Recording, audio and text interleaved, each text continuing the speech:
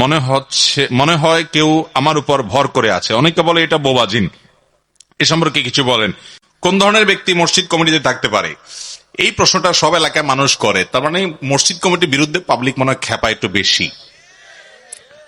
ভাইরা আমার, আমাদের দেশে মসজিদ কমিটিতে শুধুমাত্র বাহু দেখে দেখে কমিটিতে লোক রাখে, যে যার বাহুর জোর বেশি। বুঝতে পারছেন? আমি একবার অনেক আগে 2002-03 সনের দিকে এক মসজিদে, ঢাকার এক মসজিদে আমি দায়িত্ব পালন করছিলাম। তো আমার মসজিদে এমন এক লোকরে সভাপতি বানাইছে তারা, এ আল্লাহর বান্দার নামাজ কালাম বা দিনের অন্যান্য কোনো খোঁজ খবর নাই। তো যে কোনো এক বিষয়ে আমি তাকে বললাম যে আপনি মসজিদ কমিটির সভাপতি হিসেবে আপনার উচিত এই দোয়াটা জানা। ও কমিটির মিটিং হয়েছে, মিটিং শেষে উনি বলছেন, হুজুর এটা দোয়া করে দেন।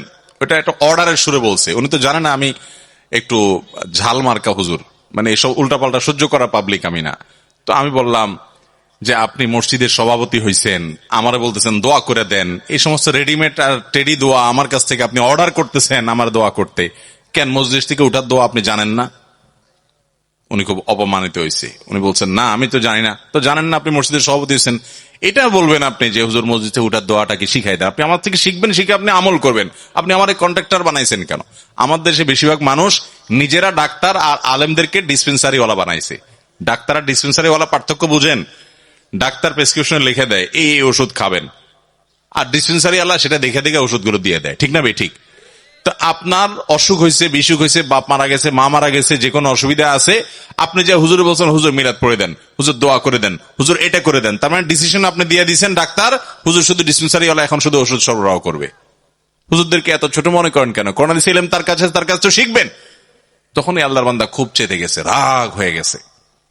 না আমি আর এই মসজিদে নাই। আমি বললাম আপনি চলে যান, এই মসজিদের ইটা একটা একটা করে কষে সব পড়ে যাবে।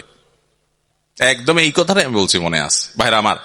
তো মসজিদে অনেক ভাইরা আমাদের দায়িত্ব পালন করতে আসে, আল্লাহর ঘরের দায়িত্ব পালন করতে আসেন। সদিচ্ছা যদি থাকে তাহলে মোস্ট ওয়েলকাম, অবশ্যই।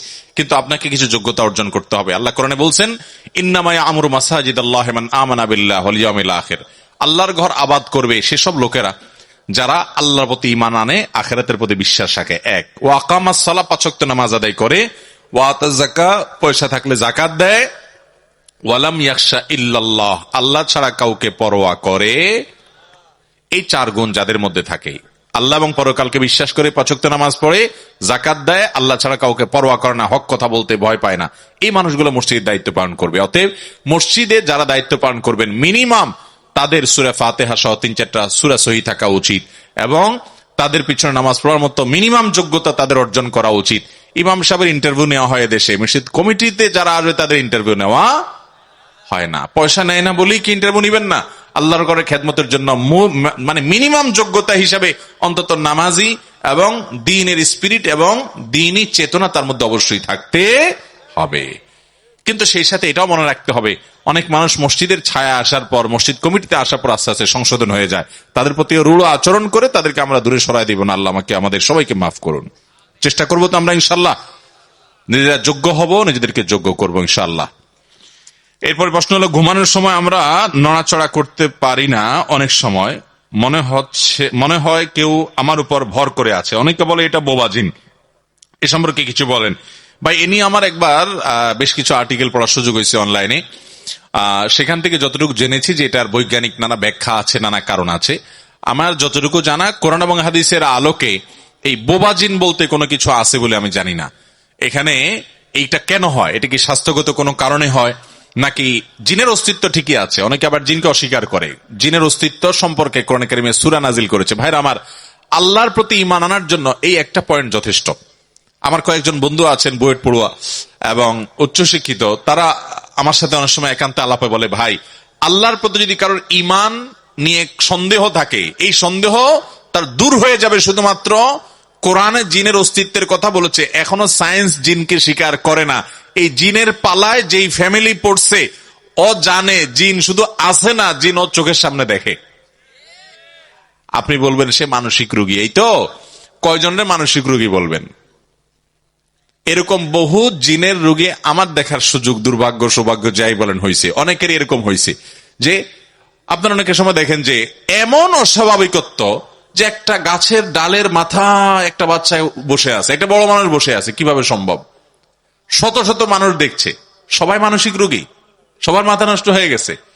ভাইরা আমার এক বন্ধু, যার কথা বলছিলাম, বুয়েট পড়ুয়া, অনেক বড় শিক্ষিত, অনেক বড় ইঞ্জিনিয়ার, বাংলাদেশের একটা স্বনামধন্য কোম্পানির আপনার চিফ ইঞ্জিনিয়ার পর্যায়ের একজন মানুষ, অনেক বড়, নাম বললে চিনে যাওয়ার মতো। উনি বলেন যে ভাই, আমার বাসায় আমার ওয়াইফ কুমড়া কেটে ফালি করে 2 ফালি করে রেখেছে 2 পাশে, এরপর একটাকে আবার 2 টুকরা করে অন্যটা নিতে গেছে, নিয়ে দেখে কুমড়া নাই। বলেন আপনার বিজ্ঞান কি বলবে এখানে? বলে যে প্রতিদিন আমার গাছের বারান্দার গাছে ফুল ছিঁড়ে ফেলে, পোলাপানরে বকাঝকা দেই যে ওরা ছিঁড়ে কিনা। এরপর একদিন দেখলাম যে আস্ত একটা ফুল আছে আমি বারান্দার পাশেই ওখানে কাজ করছি, এরপরে দেখি যে নাই, ছিঁড়ে ফেলছে। মানে দেখায় যে এটা ছিঁড়ে ফেলাইছে, এটা জোরে পড়ার জিনিস না, পাতাগুলো ছিঁড়ে ফেলতেছে। কে করতেছে এগুলো? ডিম এনে আপনার ড্রয়িং রুমে একবারে মাঝখানে ফ্রিজ থেকে ডিম এনে ঠাস করে ছেড়ে দিচ্ছে। তো এই সমস্ত পাগলামো যেগুলো আমরা দেখি, এগুলোকে আপনার বিজ্ঞান কি ব্যাখ্যা করবে? বলবে যে তাদের মাথার সমস্যা। জিনের এরকম বহু রোগী কাছে থেকে দেখার সুযোগ হয়েছে। আবার এটাও ঠিক যে জিনের রোগীর নামে অনেক মানসিক রোগীকে জিনের রোগী বানানোর ধান্দা আছে, কারণ এটা অনেকের বিজনেস, এটা অনেক কবিরাজের বিজনেস। এই সমস্ত কবিরাজের কাছে একটা সুস্থ মানুষকে নিয়ে যান, তাকেও বলবে যে এই লোকটার সব শেষ হয়ে গেছে, ধ্বংস হয়ে গেছে। একটা মরা মানুষের নাম বলেন যে ওনার কিছু আছে কিনা দেখেন, তো সে দেখবেন গনে টেনে বলবে হায় রে, এই লোকটা তো শেষ হয়ে গেছে, আর বেশি দিন বাঁচবে না। বুঝতে পারছেন আমার কথা? তো এই ভণ্ডামি যেমন হয় সেটা যেমন সত্য, আবার জিনের অস্তিত্বকে অস্বীকার করার মতো মূর্খতাও আরেকটা হতে পারে। কোরআনের মিরাকল, কিভাবে জিনের রোগের ট্রিটমেন্ট করা হয় কোরআন আয়াত দ্বারা। ভাইরা আমার, 2-4টা আমার কথা শুনে আপনার প্রভাবিত হওয়ার দরকার নাই, 2-4টা ঘটনা নিজের চোখের সামনে দেখবেন কিভাবে প্রভাবিত হয়। দেখবেন যে ক্যারিসমেটিক ভাবে কোরআন কারীমের আয়াত অলৌকিক ভাবে সেখানে কাজ করে। আল্লাহ তাআলা আমাদের ঈমানগুলোকে নবায়ন করা, শক্ত করার তৌফিক দান করুন যাদের মধ্যে এই সমস্ত সংশয় আছে। তো যেটা বলছিলাম যে ঘুমের মধ্যে যে আমাদের অনেক সময় হয় এরকম যে আমরা নড়াচড়া করতে পারি না, একদম ভয়ঙ্কর অবস্থা, এটা বোবা জিনের কারণে হয় এরকম কথা কোরআন হাদিসে কোথাও আসলে আমার জানা নাই। যদি জিনের উপদ্রবের কারণে হয় সেটা হতে পারে, আল্লাহু আলাম, অদৃশ্যের বিষয়। আর এটার বৈজ্ঞানিক কোনো ব্যাখ্যা যদি থাকে তাহলে সেটা অবশ্যই সেটা গ্রহণযোগ্য হতে পারে। এক রাকাতে সূরা ইখলাস 3 বার পড়লে প্রত্যেকবার কি বিসমিল্লাহ পড়তে হবে?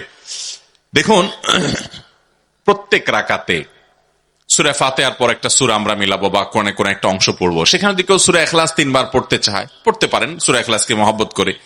তো যদি 3 বার পড়েন প্রতিবারই তিনি বিসমিল্লাহ পড়বেন শুরুতে, যেহেতু প্রত্যেক সূরা পাঠের শুরুতে কি পড়তে হয়? বিসমিল্লাহ পড়া সুন্নাহ।